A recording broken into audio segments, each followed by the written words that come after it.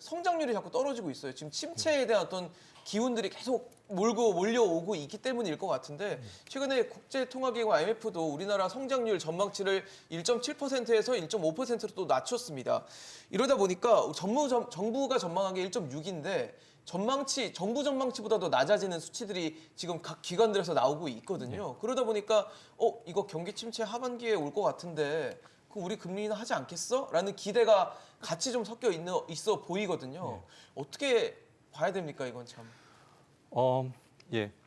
일단 그 IMF 발표처럼 이제 경제 성장률에 대한 전망치가 지속적으로 이제 하락하고 있는 것은 사실인 것 같고요.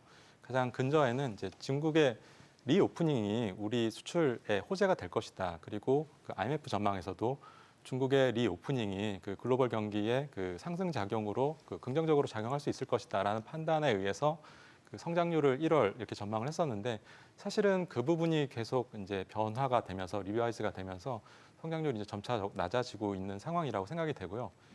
이건 이제 딴 얘기인데 제가 어디서 들었는데 IMF에서 그 성장률 1월에 발표했던 그 수치가 예. 지나치게 낙관적이라는 비판은 계속 있었습니다. 그 낙관적이라는 비판이 있었고 우리나라 1.7이었거든요. 예, 저것도 예. 낙관적이었다는 거. 그때 이제 우리나라 수치도 그러니까 중국의 리오프닝에 대하는 기대가 수혜를 받을 것이라는 예, 기대가 섞여 있는. 예, 지나치게 낙관적인 것은 아닌가라는 얘기는 지속적으로 있었고요.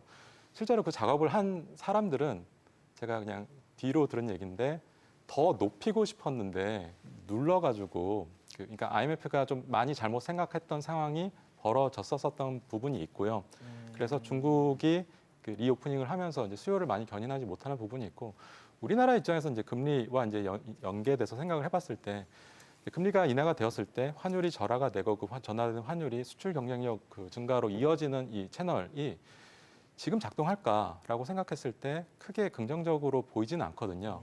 그러니까 지금 수출 부분에서 가장 큰 타격을 입고 있는 부분이 반도체 부분인데 그 반도체 경기 그 지나친 과잉 생산에 따라서 재고가 남아들고 있는 상황이고 그리고 삼성전자 자체가 그 환율의 변화에 따라서 이익이 크게 탄력적으로 반응하지 않는 그 기업 구조이기도 하기 때문에 그 경기 침체 하강을 우려해서 그 금리를 인하하고 환율이 절하하더라도 수출이 탄력적으로 증가할 수 있는 상황은 아니지 않을까라는 지점 때문에 그 금리를 그 급격하게 인하하는 코스트가 그 실익보다는 좀 더 털 수도 있는 상황으로 저는 보입니다.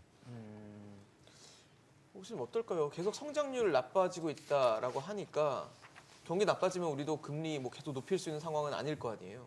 예, 그렇죠. 예, 그래서 뭐 금리를 그렇다고 해서 이제 낮출 것이냐라는 그러니까요. 얘기. 사실 동결보다는 지금 인하가 어떻게 될 것인가가 더 주목받고 있거든요.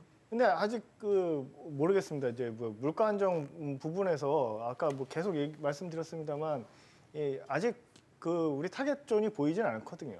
어떤 식으로 계산해 봐도 올해 안에 타겟존에 들어갈 것이다라고 생각이 안 들고요. 한은에서도 올해 안에 3.5 얘기하고 있습니다. 그러니까요. 예, 그러니까 3.5 가지고 내가 금리를 인하하겠다고 그러면은 직무를 유기하는 것이죠. 예, 그러니까 뭐 한은법의 1조 1항이 물가 안정인데. 그렇죠. 예, 그 이거를 놔버리는 이거를 거다. 그냥 놔두고 내가 국회 가갖고 보고를 한다? 말이 안 되겠죠. 이제 그러니까 나는 인하를 했어. 뭐 왜 인하했냐? 이제 이런 식으로 공격이 들어갈 거 아닙니까? 네네. 그러니까 여러 가지 뭐 정치적인 상황도 한은한테 그렇게 금리 인하를 돌아서게 만드는 그런 상황은 아니고요. 그 아까 말씀드렸지만 시장 금리가 기준금리를 따라가지 못하고 있어요. 그러면 통화정책의 효과도 지금 별로 없어 보이고, 그럼 하나는 할 수 있는 게 별로 없죠. 그러면 이제, 그럼 굉장히 당황스럽긴 합니다만, 그렇다고 해서 인하를 한다? 제 생각에는 그거는 시장한테 너무 이제 권한을 넘겨주는 거죠. 니네들이 원하면 우리가 해줄게.